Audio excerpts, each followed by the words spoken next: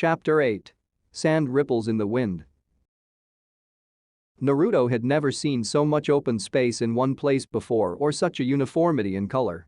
As far as the eye could see, fields of golden sand stretched into the distance.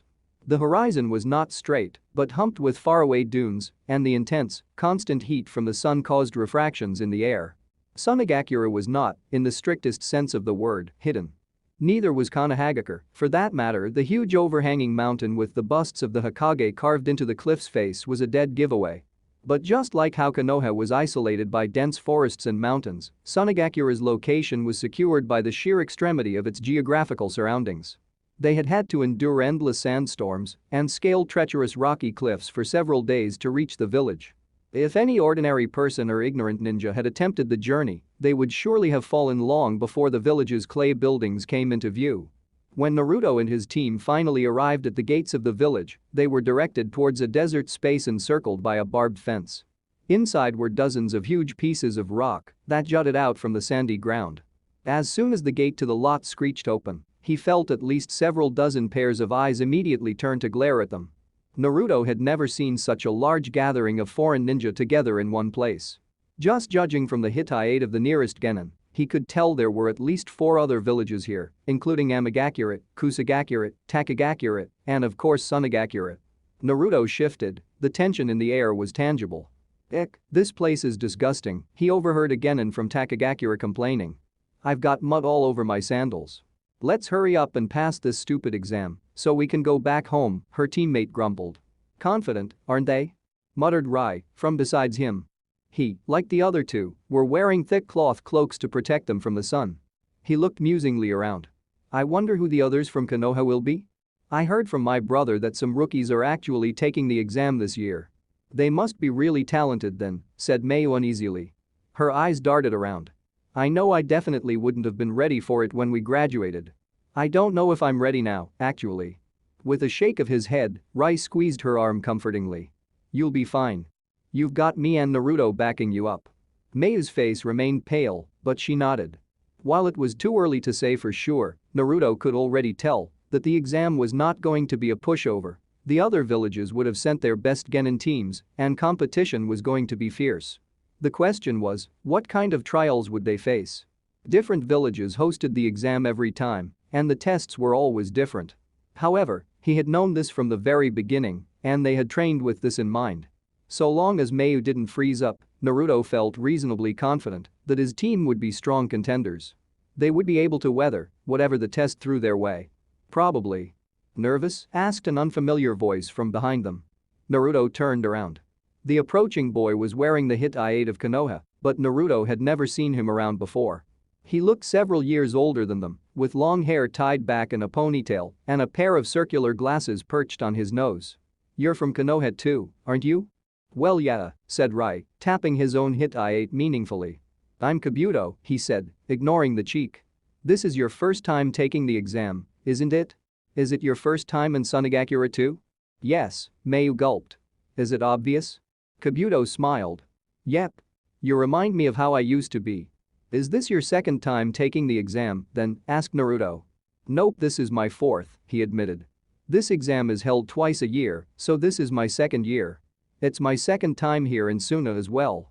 Unable to detect a lie from the boy's tone of voice or his body language, Naruto felt himself losing interest. He doubted anyone truly competent would fail the Chunin exam twice, let alone 3 times in a row. A glint of gleaming metal caught his eye, and turning slightly, Naruto saw the familiar leaf height again on another boy. He was pale with long dark hair and had the unmistakable clear eyes of the Hyuga clan.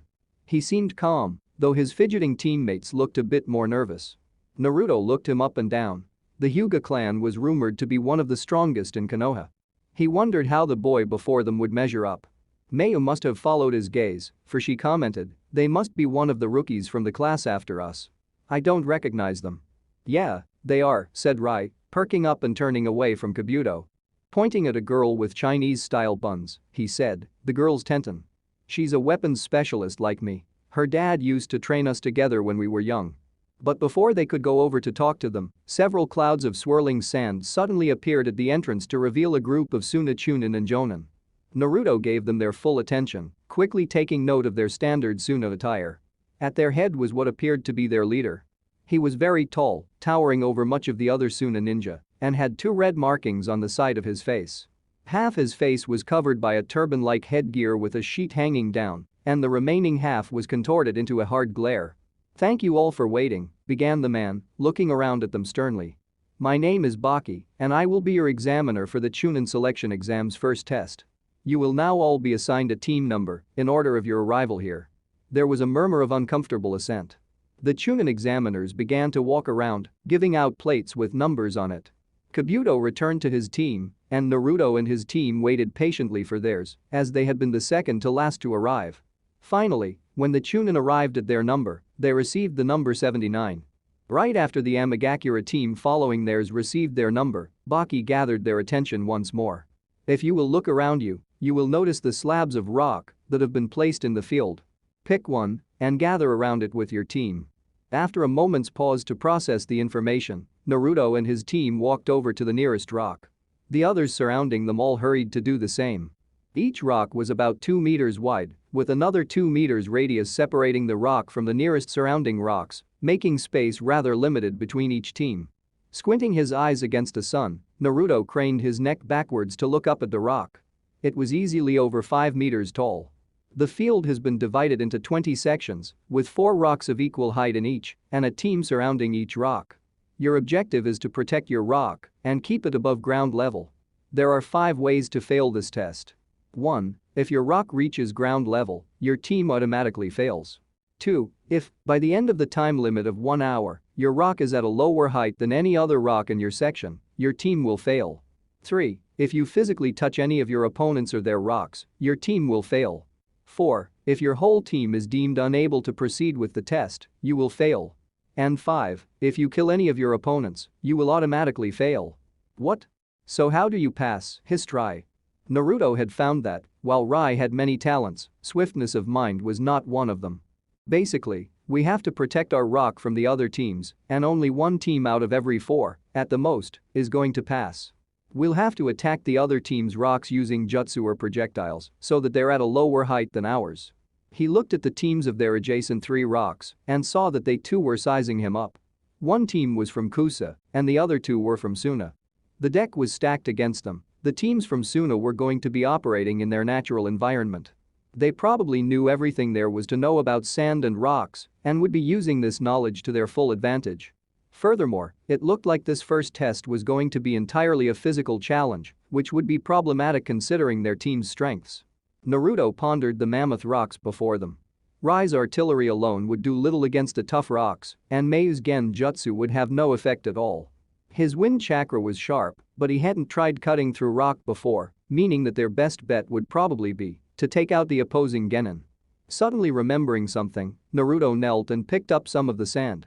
He rubbed it between his fingers, and while most of it fell to the ground, some of it stuck to his skin. It was slightly moist. "So?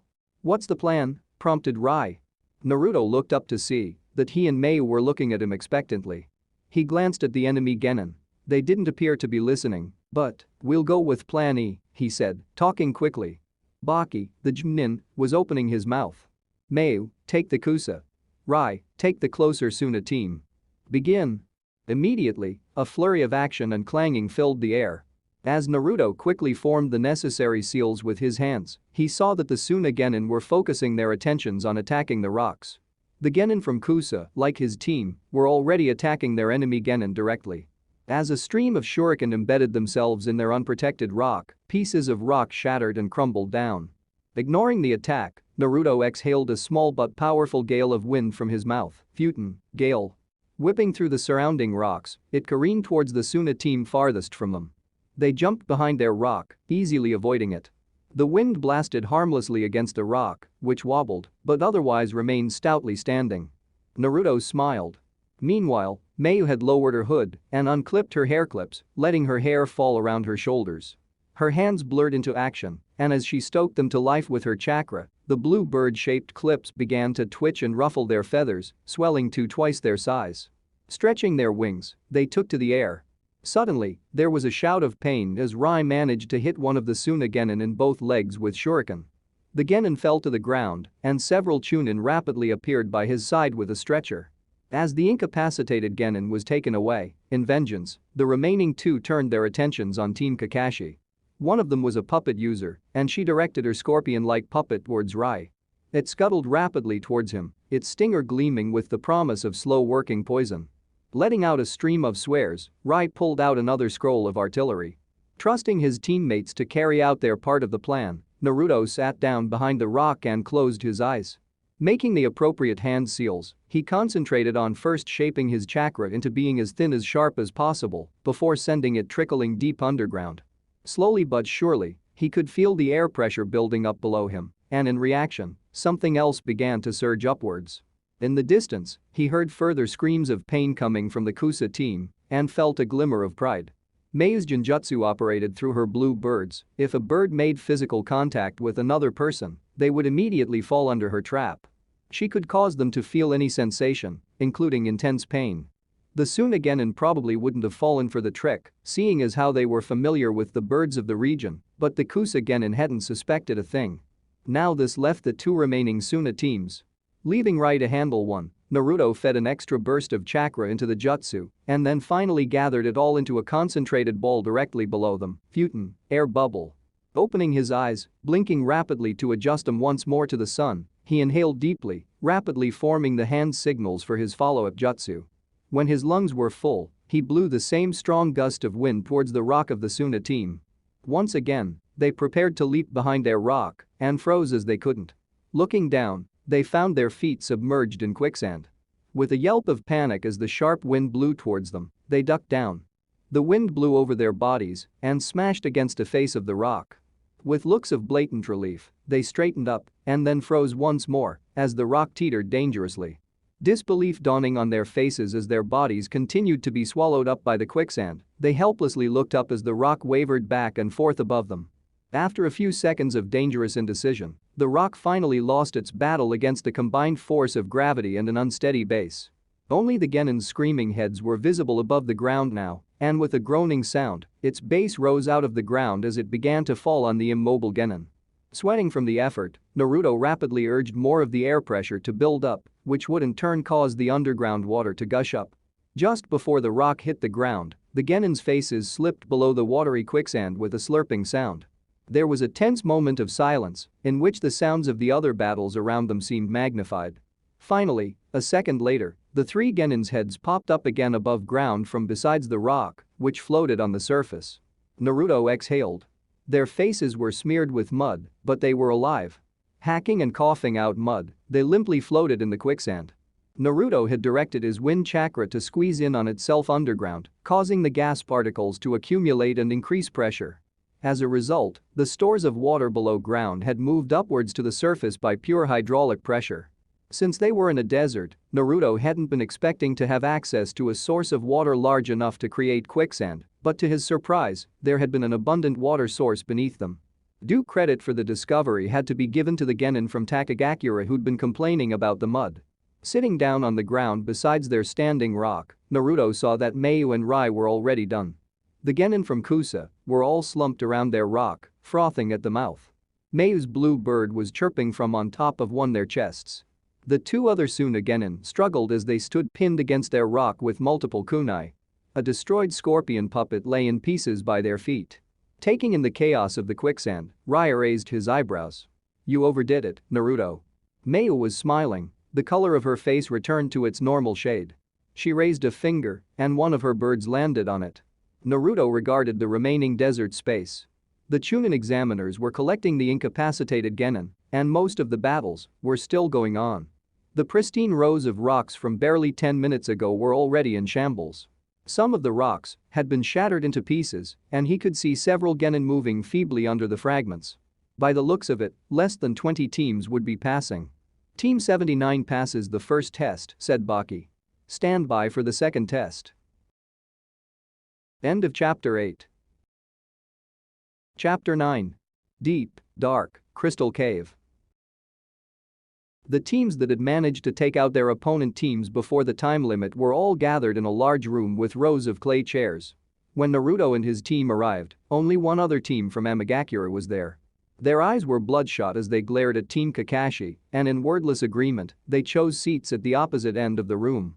As the minutes passed, the remaining teams came trickling in, each looking increasingly more bedraggled. With 10 minutes left on the clock, he noticed the Konoha rookies coming in. Despite how long it had taken them, they did not seem particularly worn down and walked in with confident demeanors. Rai noticed as well, and beckoning for Mayu and Naruto to follow him, he made his way over to the girl with buns in her hair. "If it isn't TenTen." The girl perked up at her name, but when she saw Rai, her face fell. "Oh, it's you. It's been a while," said Rai, ignoring her lack of enthusiasm. Naruto got the impression that this was not an unusual dynamic for them and wondered whether something had happened in their past. "This is TenTen, guys. These are my teammates, Mayu and Naruto." Mayu shyly smiled at them.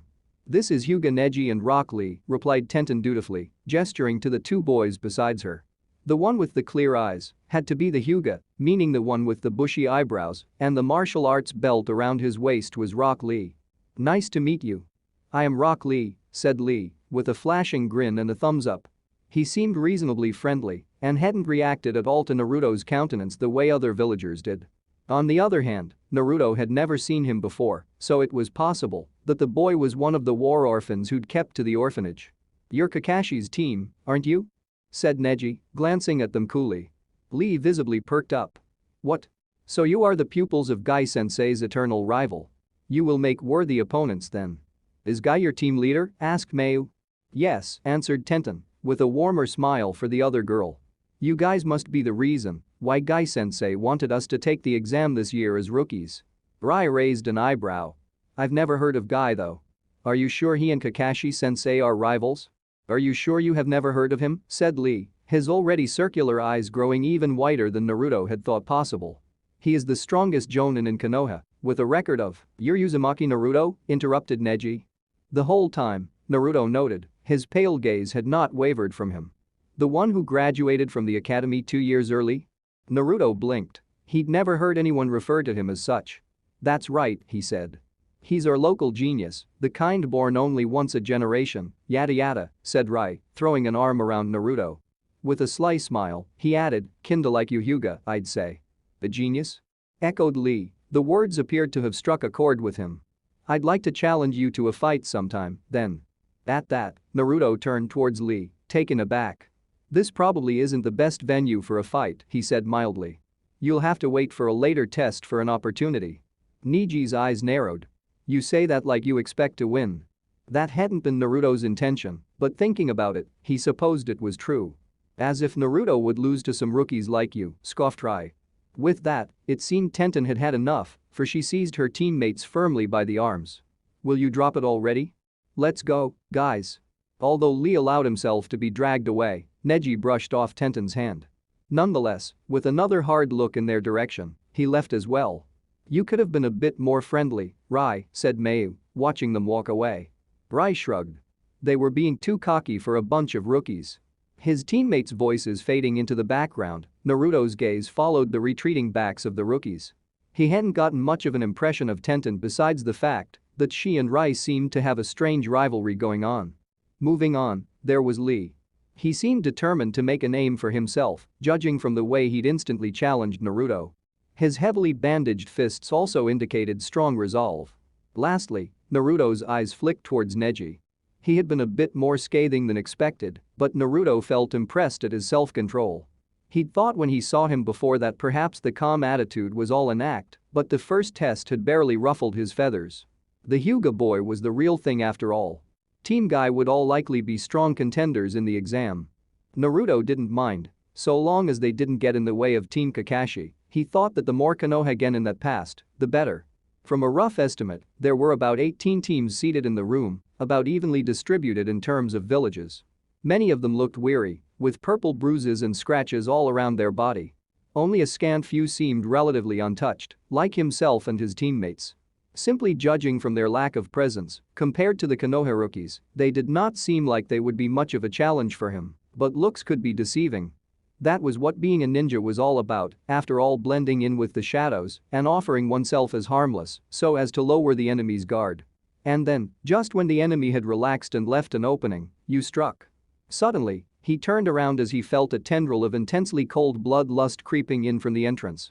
A sandaled foot emerged from around the corner, and just as the bloodlust vanished as quickly as it had appeared, he saw Kabuto walk in, with his teammates trailing behind. Naruto closely examined the teammates, but they looked fairly ordinary with black masks covering most of their faces. He wondered, could this be an example of precisely what he'd been thinking of just moments ago? Of a snake, coiled around its unsuspecting prey, poised to strike with its poisonous fangs? It turned out that Kabuto's team had been the last one to pass, for no one else had come in when a bell rang piercingly at the 1-hour mark. As all the gathered genin simultaneously turned to look, a pair of doors that had been closed flung open with a bang. A file of Suna Chunin marched in, with a different jonin at their head. He looked younger than Baki, with black hair that hung over his right eye. "Congratulations on passing the first test of the Chunin selection exam," said the jonin, his indifferent expression belying his words. "My name is Ikra, and I will be your second examiner. Regardless of whether any of your teammates are capable or not, the second test will commence within the hour. But first, we will proceed to the venue for the second test." Following the Chunin past the doors they had just come through, it was revealed to be a long tunnel-like hallway that sloped sharply downwards. The walls were made of sanded rock, and it was dark, lit only occasionally by stone torches. As they shuffled in silence down the steps, Naruto looked around. The air was growing increasingly colder and damper, and the sputtering lights from the torches were growing weaker. It seemed the second test would be taking place underground. Mayu stumbled beside him, and as Naruto reached out to steady her, he suddenly noticed how pale her face was. "Are you alright?" he asked. He wondered if she had gotten injured during the first test and whether it would be serious enough to affect them in the second test. "Yeah, I just don't like feeling trapped in small spaces," she said, pulling away from him. Naruto exchanged looks with Rai, who tried to say something to her. She ignored him however, and for the rest of the journey, she didn't talk again. After 20 minutes, the ground finally leveled out again and soon, they emerged into what appeared to be a narrow underground cavern. There were 12 gaping human-sized tunnel holes in the opposite rock wall. A torch burned beside each entrance. Naruto immediately realized the nature of the second test, it was likely going to be some sort of maze. Besides him, Mayu must have come to the same conclusion, for she began to tremble. "I will now explain the details of the second test. And then, before starting, I will need everyone here to sign these agreement forms," said Ikra, standing in the middle of the cavern. With a rustling sound, one of the Chunin pulled out a sheaf of papers and began passing them out. "There will be deaths in this test, and it won't be against the rules this time. So if I don't have you sign these, it will become my responsibility." It was silent. "In this test, it will be a survival of the fittest. Each team will enter the maze through a tunnel in the order that they pass the first test. Here are some details about the maze. We are 200 feet below ground level, and if you take the correct path all the way through, it is about 3 kilometers long before ending up at the surface. All the tunnels intersect one another at multiple points. Using whatever weapons and jutsu you have available, your objective will be to obtain 2 team plates. This includes your own team plate, so if you manage to protect yours, you need only secure one other one. If your team plate is taken, you will need the team plates of 2 other teams. To pass this test, you and your team must reach the end of this maze with 2 team plates. They're cutting us at least in half now," Genin grumbled. "There is also a time limit. This second test will last 120 hours, which is exactly 5 days. You will be given a torch, but there are other sources of light within the maze. As for food and water, well, you'll have to figure that out on your own." Ikra's eyes gleamed maliciously. "Those who cannot learn to adapt will die from the harshness of the course. Now, I will talk about what will disqualify you. First, those that don't make it to the end of the tunnel with 2 plates within the time limit. Second, anyone who creates their own tunnels that reach to the surface. And third, anyone who destroys a team plate." The Genin from Amagakura raised his hand. "What if not everyone on our team survives?" "Your objective is to reach the end of the tunnel with 2 plates," said Ikra.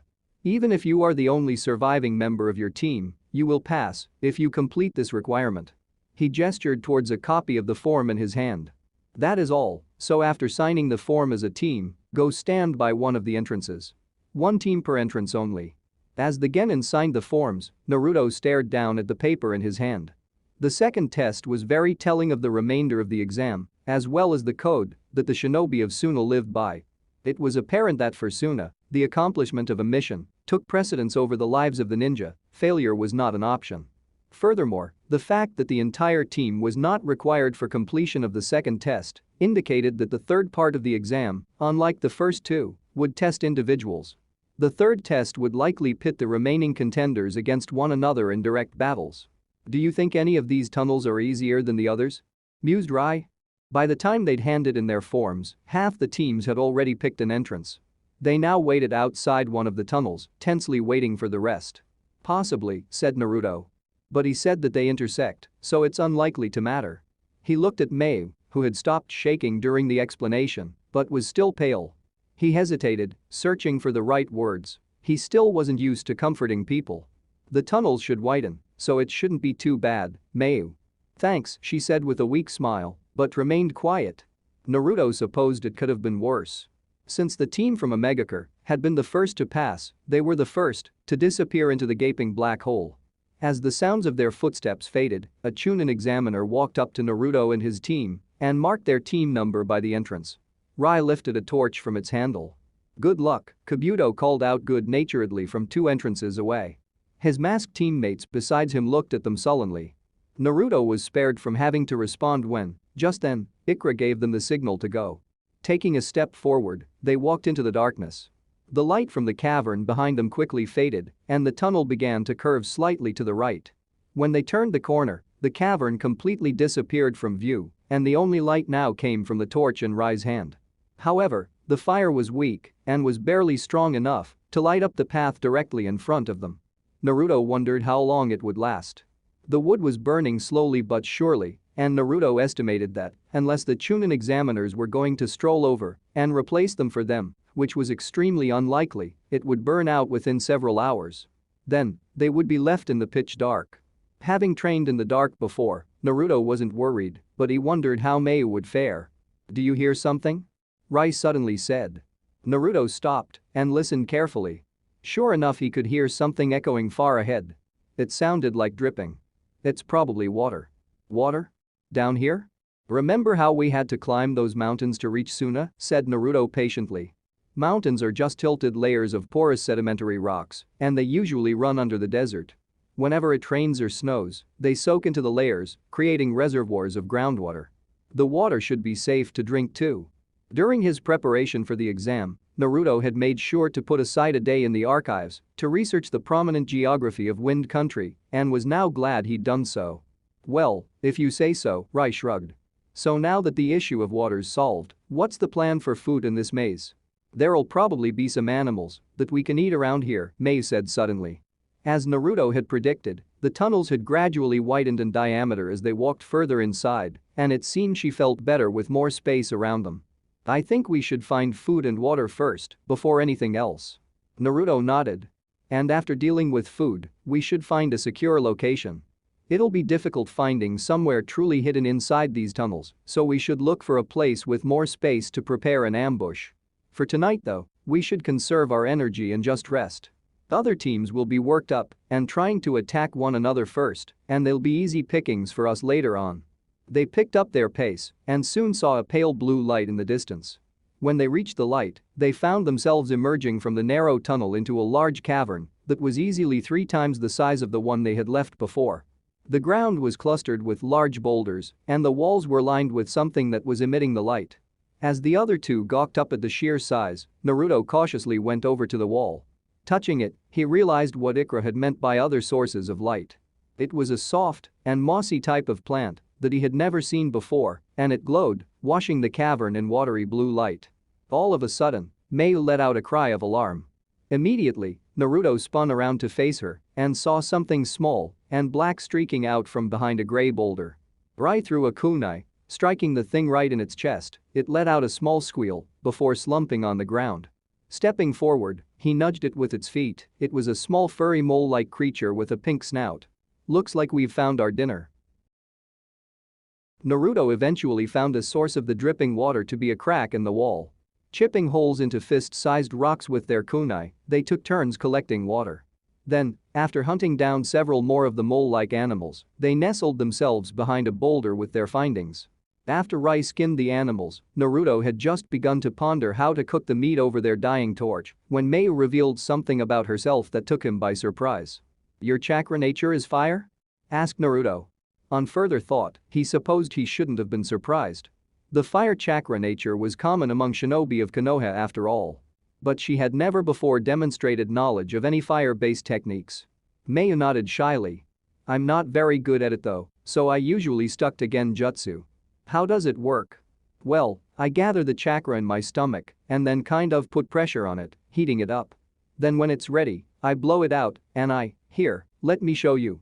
Her hands moving quickly to make the signs, she blew lightly on the wooden torch, Kaiten, bonefire. A stream of fire came out from her mouth which, though on the weak side, nevertheless strengthened the torch's flame to a respectable level. That's handy, Naruto said, beginning to think of how he could incorporate this unexpected ability into their future plans. For some reason, Mayu turned pink at that and avoided his gaze for a while. After cooking the meat over the torch and eating it, it was stringy but edible. They had just put out the fire and covered their tracks when another team entered the cavern. Naruto, hearing their foreign footsteps, noticed first and quieted the two down immediately with a raised fist. As Rai and Mayu lowered their bodies against the ground, Naruto crept to the side of the boulder and peered around its edge. When he saw who it was, some of the tension left his body, but he remained hidden. The rookies of Konoha wandered through the cavern, looking just as amazed by the light-emitting moss as they had been. Amazing. Truly, this is a springtime of youth, said Lee, punching the air. TenTen shushed him. Is there another team here, Neji? Naruto saw the Hyuga boy turn around and immediately noticed that the veins around his temple were bulging, his Byakugan was activated. The boy looked directly at the boulder, where Naruto and his team were currently hiding behind, and smirked. Yeah, but lucky for them, we'll leave them alone for now, said Neji. Come on, let's find another place to find shelter. His teammates nodded without protest, and they leaped to the exit on the other side of the cavern. Once it was safe, they came out of hiding. I really hate that guy, Rai muttered. Though they couldn't see the sun, they could feel in their bodies that the hour was getting late. Taking into consideration Mayu's poor condition, it was down to between Naruto and Rai to take the first watch. While Mayu crawled into a sleeping bag she'd summoned from a scroll, Naruto and Rai looked at one another. The other boy jerked his head. Go on, I'll stand watch first. I'm not sleepy anyways.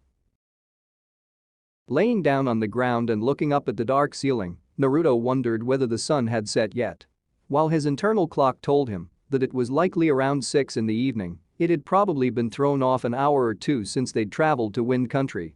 Truthfully speaking, he couldn't wait for this test to be over so they could return to the surface. Before going to sleep, he usually liked watching the sunset from his window. Not being able to see the sky was unsettling. He had just been about to drift to sleep when suddenly, a voice spoke up near his head.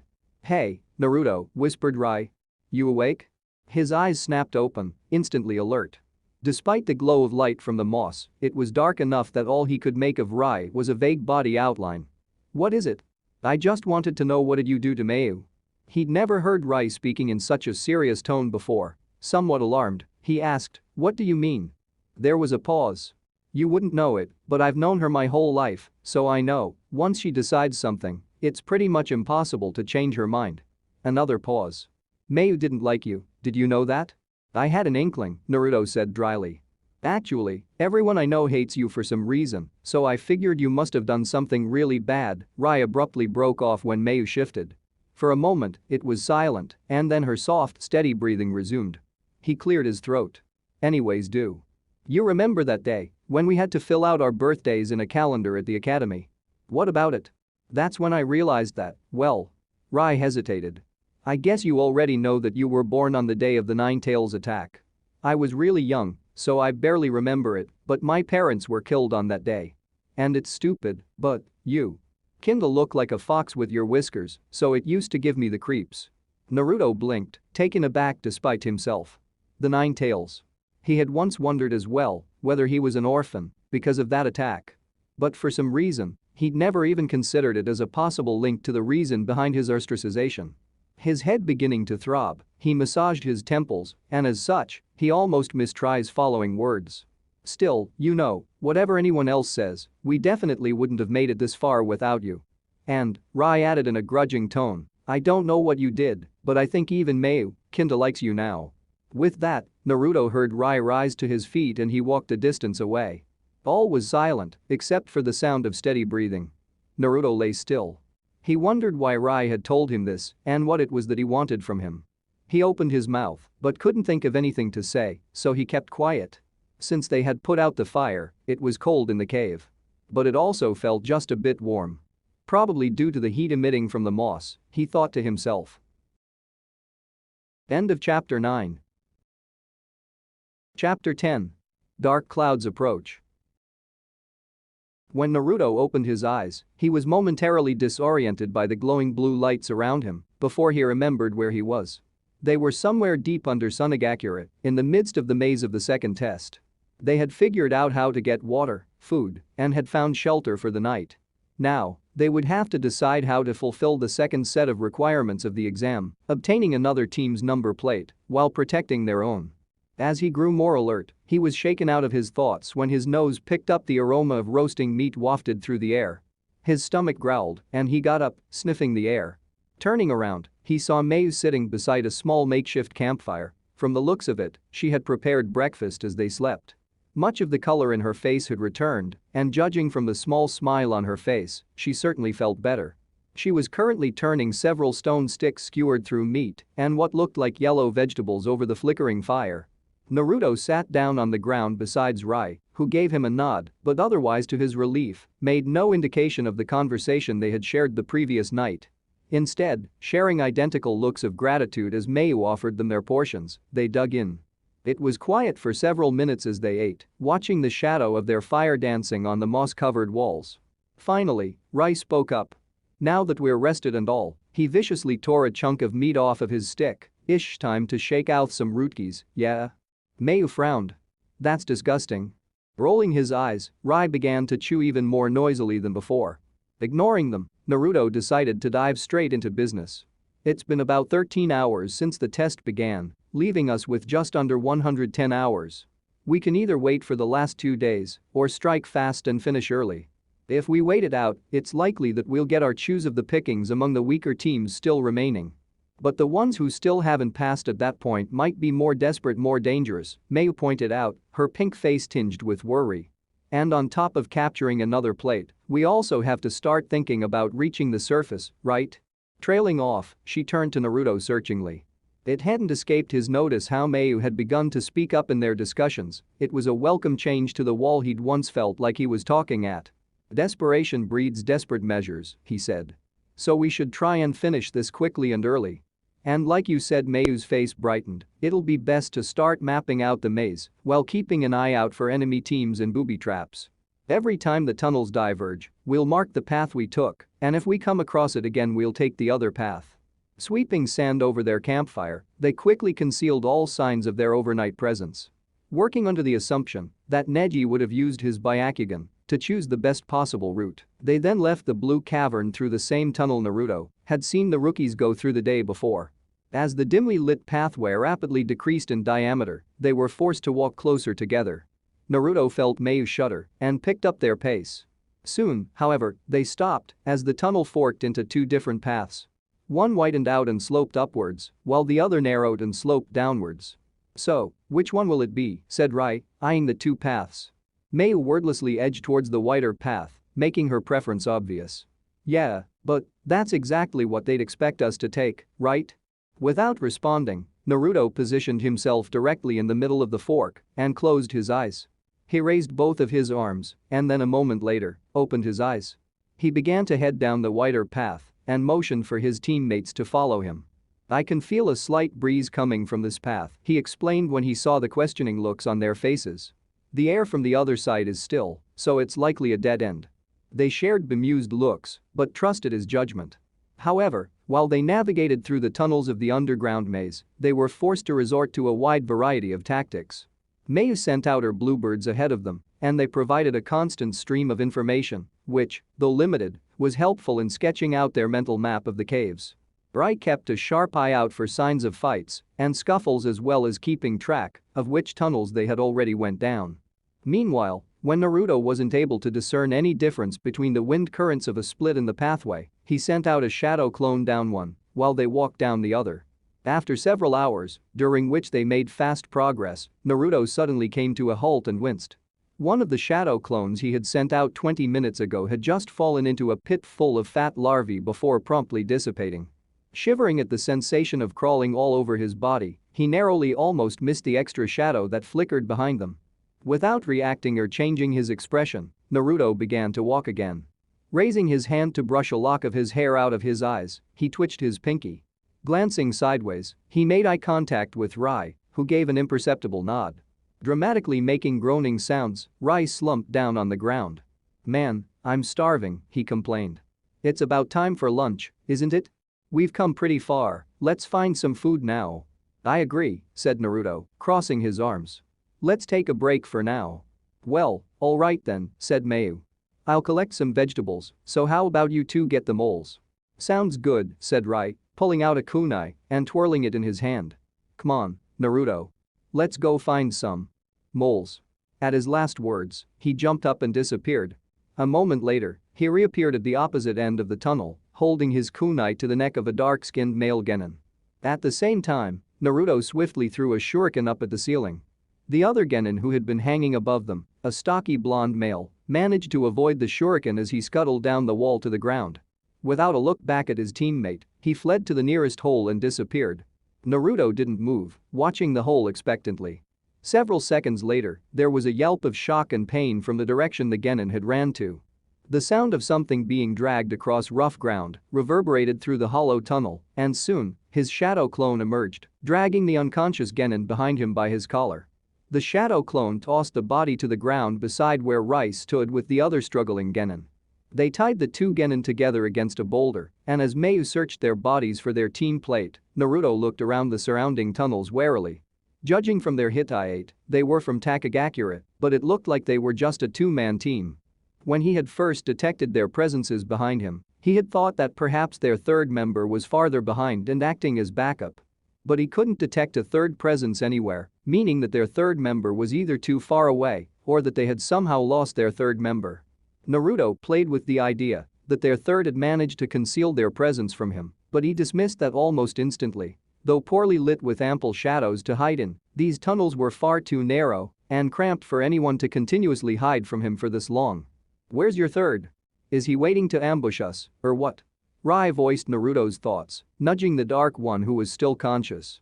The genin scowled ferociously, glaring at them through narrowed eyes. "Like I'd tell you, little br, ow, ow." He broke off as Naruto's shadow clone shoved him down with his foot.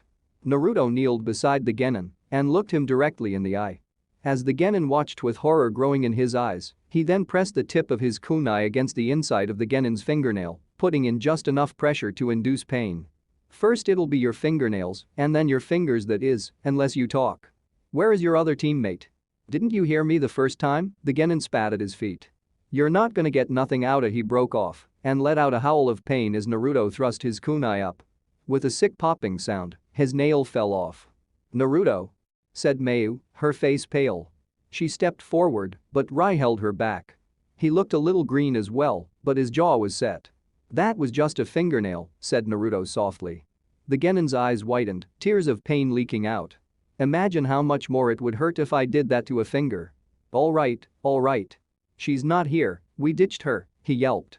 "We don't know where she is."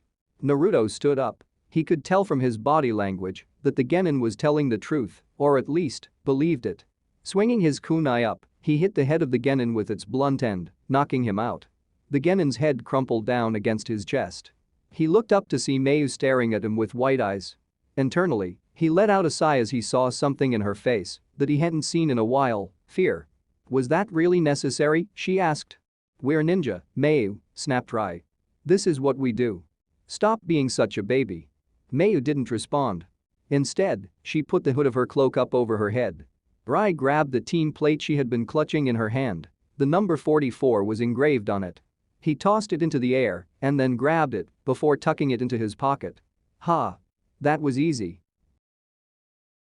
Leaving the trussed-up genin behind them, they silently walked through the dark tunnel while Naruto's shadow clone slunk back into the darkness to trail them. As Naruto watched Mayu stiffly move away from him, he felt his heart sink a little. He didn't feel any remorse for having handled the situation in that way. Torture was a proven and surefire way of quickly retrieving necessary information. But he wondered if he should have held back for Mayu's sake. It was unfortunate that despite her valuable skill of perception, she had always been the least desensitized of the three and the most averse to solutions to situations that required violence.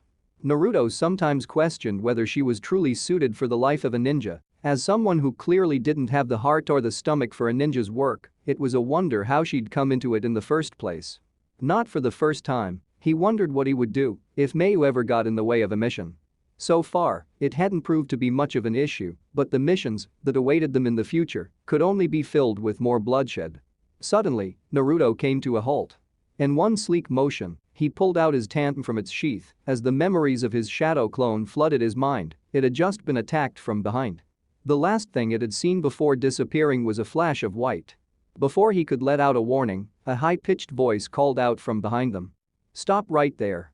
Shock flooding his system, Naruto spun around, dropping into an offensive stance. Besides him, his teammates mirrored his actions. However, the Genin that they saw remained calm and seemingly defenseless even as she casually walked towards them. She had short, spiky hair and curious orange eyes. Naruto's eyes flickered to the Hittite slung around her right arm. The waterfall symbol of Takagakura stared back at him. That, and judging from the way she was alone, she was likely the third teammate that had been abandoned by the Genin they'd captured their plate from. Naruto's grip on the TenTen, his hand tightened. His shadow clone hadn't even sensed her coming up behind him. He had thought that was impossible in such a closed space. He could feel it in his bones. Despite her seemingly harmless exterior, his every nerve was screaming that she was dangerous. There was something foreign about the girl that caused a chill to rack his body, foreign, and yet at the same time, somewhat familiar. But before he could puzzle over it further, his teammates sprung into action beside him. Rai released a barrage of shuriken at the girl, while Mayu's bluebirds shrilled, taking off into the air. Dodging the shuriken, the girl picked up speed and began to run towards them. Jumping up over the birds, her hands blurred as she opened her mouth, hiding in scale powder technique. Prepared to counter it, Naruto gathered his chakra into his lungs, his hands blurring through the signs, Futen, great breakthrough. He blew, expelling a strong wind from his lips.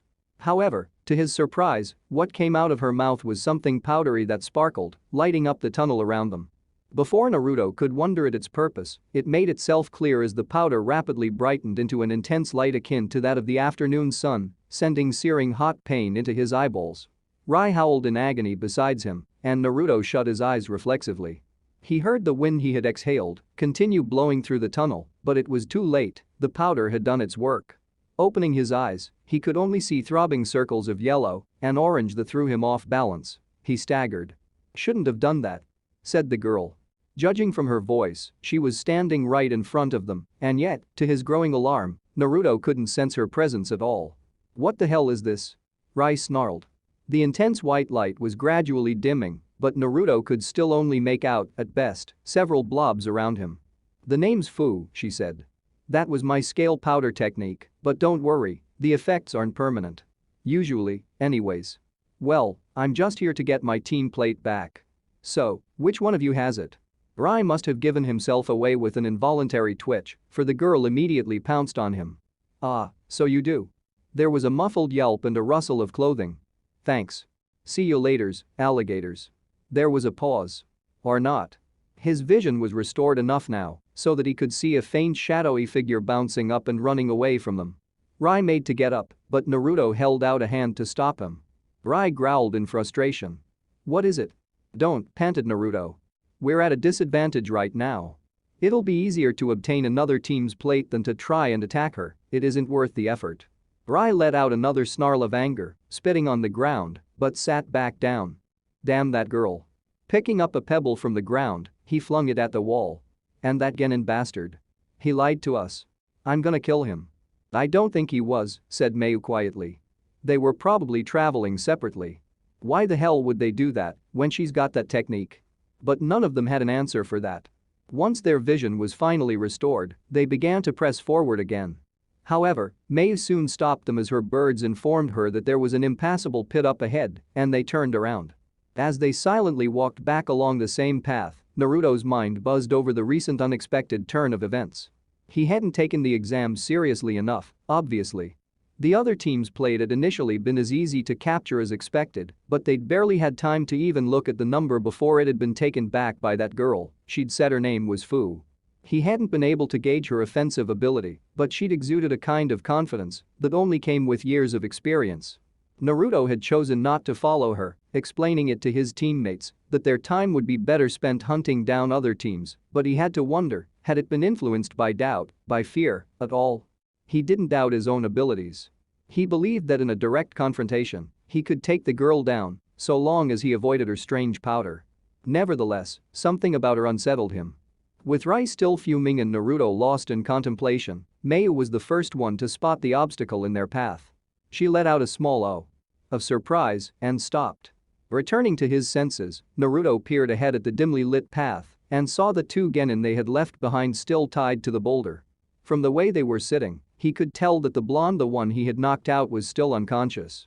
However, the dark-skinned one that Rai had handled was now awake and glared at them hatefully. A trickle of blood had dried halfway down his face. "Did she not see them or something?" muttered Rai, walking over and nudging the blonde experimentally with his foot. He turned to the dark-skinned genin. "Hoi, did your third teammate pass by?" "That thing's not a teammate of mine," the genin said coolly. Despite his obvious anger, he seemed more level-headed and in control than his teammate. Rai scratched his head. "Well, she took your team plate back from us," he confessed. "Wouldn't it have been logical for her to have freed you guys while she was at it?" "Monsters aren't logical." "Monster?" repeated Naruto. He noticed Mayu stiffening in surprise beside him, but ignored it. "What do you mean?" The genin looked up directly at Naruto, and for a moment, he thought that the genin wasn't going to respond. Next to him, the blonde genin suddenly twitched, his eyelids fluttering as they struggled to open. He let out a low moan. The genin's features twisted into one of utter loathing, and his eyes burned with a look that Naruto somehow found familiar. "She's a Jinchuriki." "What's a Jinchuriki?" asked Rai. Just then, the blonde jerked, and his eyes snapped open. Looking around wildly, he spotted Naruto standing by with his arms crossed and flinched. Gradually, as he took in the scene, a look of horror began to dawn on his face. "She's got a monster sealed inside of her, she's Takagakura's weapon," explained the genin. Upon hearing his teammate, the blonde's head whipped back as though he'd been slapped. "Mishimi? What are you doing?" he hissed. "That's a village secret, and what about the plan?" "I don't care," the genin, Mishimi, growled. "That thing killed my parents before they sealed it away. I want it dead. And I have my doubts about the plan." The blonde's mouth dropped open. "I know how you feel. But remember what Heike-sensei said to us about telling anything to outsiders? Do you even realize what you're doing right now? If it means I have to betray our village, so be it." The conviction rang loud and clear in his voice. "By monster, what do you mean?" asked Naruto slowly. As Mishimi opened his mouth, the blonde genin struggled in vain to release himself from his bindings. "Shut up. Mishimi. The tailed beast." "The seven tails," said Mishimi, glaring up at them. "So go tell your village and your Hokage. Go tell them that Takagakura is raising up a weapon in order to become one of the 5 great villages. Come and destroy it for us." End of chapter 10.